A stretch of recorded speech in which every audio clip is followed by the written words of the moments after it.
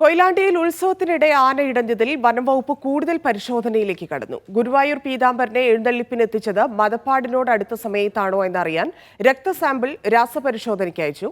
അപകടത്തിൽ മരിച്ച 3 പേരുടെ കുടുംബങ്ങൾക്കുള്ള ധനസഹായം ദേവസ്വം മന്ത്രി BN വാസവൻ വീട്ടിലെത്തി നൽകി. മണക്കുളങ്ങര ക്ഷേത്രത്തിലെ എഴുന്നള്ളിപ്പിനിടെ ഗുരുവായൂർ ഗോകുലിനെ ഗുരുവായൂർ പീതാംബരൻ കുത്തുകയായിരുന്നു.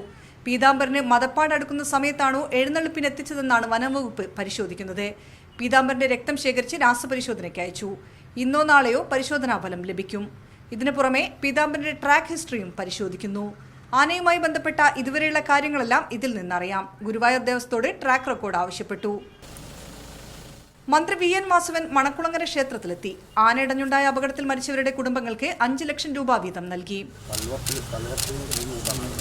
അത് ഗുരുവായൂർ ദേവസ്വത്തിൻ്റെയും ഒപ്പം മലബാർ ദേവസ്വത്തിൻ്റെയും പൊതുവിലുള്ള യോജിച്ച ഒരു തീരുമാനം.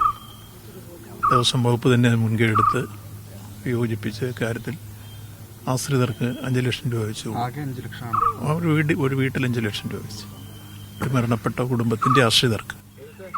അതോടൊപ്പം തന്നെ പരിക്കേറ്റവർക്ക് എല്ലാ ചികിത്സയും ഗവൺമെന്റ് ഉറപ്പാക്കിയിട്ടുണ്ട്. പരിക്കേറ്റവരുടെ തുടർ ചികിത്സയ്ക്കും സഹായം നൽകും. വനം വകുപ്പിന് പുറമെ റവന്യൂ വകുപ്പും സംഭവത്തിൽ വിശദമായ അന്വേഷണം നടത്തുന്നുണ്ട്.